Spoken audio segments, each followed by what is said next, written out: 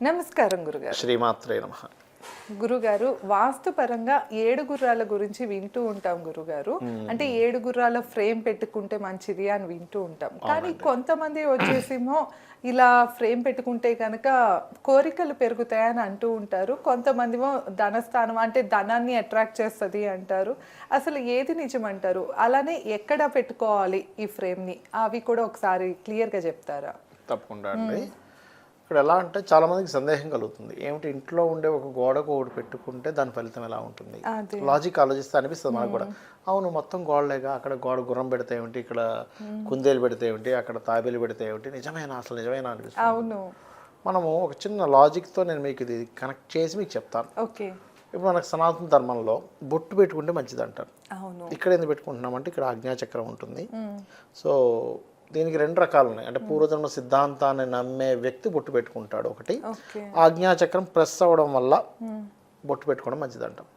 చెవులు కుట్టిస్తారు, ఇంటలెక్చువల్ పెరుగుతుందని చెవులు కుట్టిస్తారు. తెలుసా మీకు అది? అవునా? ఏంటండి చెవులకి ఏంటంటే దానికి లింక్ ఉంటుంది. అట్లాగే ఒక భూమిలో వాస్తు పురుషుడు ఉంటాడు. వాస్తు పురుషుడు యొక్క శిరస్సు భాగము, చేతులు, కాళ్ళు, నాభి భాగము, అలాగే వాస్తులో దేవతా స్వరూపాలు ఉంటాయి. మనకి సకల దేవతా అసుర స్వరూపాలు ఉంటాయి. ఒక్కొక్క దేవతా అసుర స్వరూపానికి ఒక్కొక్క ఎనర్జీ ఫామ్ చేసే లక్షణం ఉంటుంది. అలా ఏంటంటే మీ ఇంటిని మొత్తం ప్లాన్ చేసుకొని, నీట్గా ప్లాన్ గీసుకొని, ఇప్పుడు ఎందుకు ప్లాన్ గీసుకోమని చెప్తున్నానంటే జనరల్గా మీరు చూసేసి ఇటు వచ్చేసింది కదా, ఇది నార్త్ వెస్ట్ కదా, ఇది నార్త్ ఈస్ట్ అంటే కాదు. మీ ఇల్లు ఎన్ని డిగ్రీలు టిల్ట్ అయింది, ఆ టిల్ట్ని బట్టి జోన్స్ మారిపోతూ ఉంటాయి పక్కాగా. ఆ టిల్ట్ని బట్టి మీరు నార్త్ వెస్ట్ ఎక్కడొచ్చిందో చూసుకొని మీరు అక్కడ కనుక తెల్ల గుర్రాలు పెట్టుకుంటే ఖచ్చితంగా ఆ ఎనర్జీ అక్కడ ఫామ్ అవుతుంది. ఇప్పుడు మీరు చిన్న ఎగ్జాంపుల్ ఎలా అంటే, ఇప్పుడు ఒక స్మెల్ ఉంది, ఒక ఏదైనా వస్తువు ఉంది, ముక్కు దగ్గర స్మెల్ చూస్తున్నాం, చెవు దగ్గర చూడట్లే. ఇదంతా మాంసమే, మాంసం ముద్దే, కానీ ఇదేందుకు చూస్తుంది? నాలుక టేస్ట్ చూస్తుంది, ముక్కు టేస్ట్ చూడలేదు. అట్లాగే ఇంటిలో ఉండేటువంటి కొన్ని ప్లేసెస్ ఆ దేవత అసుర స్వరూపాల యొక్క ఎనర్జీస్ వల్ల అది బ్యాంక్ బ్యాలెన్స్ పెంచే లక్షణాలు ఇస్తుంది. సేమ్ ఇదే తెల్ల గుర్రాలు కనుక మీరు మళ్ళా నార్త్కి నార్త్ వెస్ట్కి మధ్యలో పెట్టారనుకోండి, అంటే నార్త్ వెస్ట్లో పెట్టారనుకోండి, కోరికలు పెరుగుతాయి, విపరీతమైన కోరికలు పెరుగుతాయి. అంటే ఒక వ్యక్తికి ఎవరికైనా అస్సలు కోరికలు లేకుండా ఉన్నాడండి, ఎంతో కొంత కోరికలు ఉండాలన్నప్పుడు అక్కడ పెట్టాలి. ఇక్కడేమో బ్యాంక్ బ్యాలెన్స్ పెంచుకోవడానికి ఇవి తెల్ల గుర్రాలు పెట్టాలి. తెల్ల గుర్రాలు, రెడ్ హార్సెస్ ఉన్నాయనుకోండి ఉదాహరణకి, అవి ఆగ్నేయంలో పెట్టాలి. అది ఎందుకు అక్కడ పెట్టాలి అంటే, కొంతమంది చూడండి ఎన్నో చేస్తున్నామండి కానీ ఫైనాన్స్ అసలు ప్రొడ్యూస్ అవ్వట్లేదు అంటుంటారు. అప్పుడు మీరు ఆగ్నేయంలో అంటే సౌత్ ఈస్ట్లో రెడ్ హార్సెస్ పెట్టాలి. 7 పెట్టచ్చు, 11 పెట్టచ్చు, 10 పెట్టచ్చు, నో నీట్ వరీ 5 కూడా పెట్టచ్చు. బట్ ఇక్కడ ఏంటంటే అవి యాక్షన్లో ఉండేవి. ఫోటో రూపంలో పెడితే ఒక ఫలితం ఉంటుంది, 3D రూపంలో పెడితే ఇంకా ఎక్కువ ఫలితం ఉంటుంది. 3Dలో ఉంటాయి చూసారు పరిగెడుతున్నట్టుగా, అలాంటివి మీరు కనుక పెట్టారనుకోండి ఇంకా ఎక్కువ ఫలితం ఉంటుంది, ఫాస్ట్గా ఉంటుంది, ఎక్కువగా ఉంటుంది.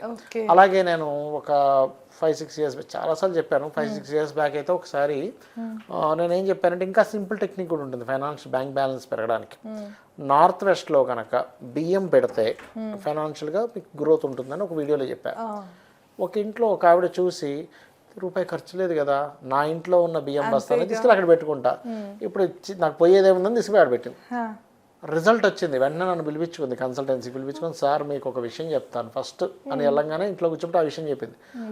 ఐ గాట్ రిజల్ట్, అందుకే నేను మిమ్మల్ని పిలిచాను అన్నది. అప్పుడు లేదమ్మా, అది శాస్త్రంలో ఉంది, వాయువ్యే భాండార సంస్థితం అనే శ్లోకం ఉంది. సో వాయువ్యంలో భాండాగారం, బియ్యపు భాండాగారం కనుక పెట్టినట్లయితే ఖచ్చితంగా వాళ్ళకి మానసిక స్ట్రెస్ తగ్గుతుంది, at the same time bank balance పెరుగుతుంది. అందుకే మనకు పూర్వం రోజుల్లో వాయువ్యంలో గది కట్టి మొత్తం ధాన్యం అక్కడ వేసేవారని చెప్పా అప్పుడు నేను వాళ్ళకి. అయితే ఇప్పుడు 7 గుర్రాలు తెల్ల గుర్రాలు, వాయువ్యము అయితే తెల్ల గుర్రాలండి, ఆగ్నేయం అయితే రెడ్ హార్సెస్. ఏదైనా ధనస్థానానికి, అదే ధనం పెరగడానికి, ఇదేమో ధనం ప్రొడ్యూస్ అవ్వడానికి, ఇది బ్యాంక్ బ్యాలెన్స్ ఉండడం కోసం. తప్పకుండా. అంటే ఏమవుతుందంటే ఇక్కడ 2 విషయాలు. ఇప్పుడు మనం చూడండి, మనకి మేనిఫెస్టేషన్స్ అంటూ ఉంటాం, నాకు ఇది కావాలని. ఒకటి అక్కడ పెట్టినప్పుడు ఏమవుతుందంటే వాళ్ళ మైండ్ కూడా కనెక్ట్ అవుద్ది దానికి.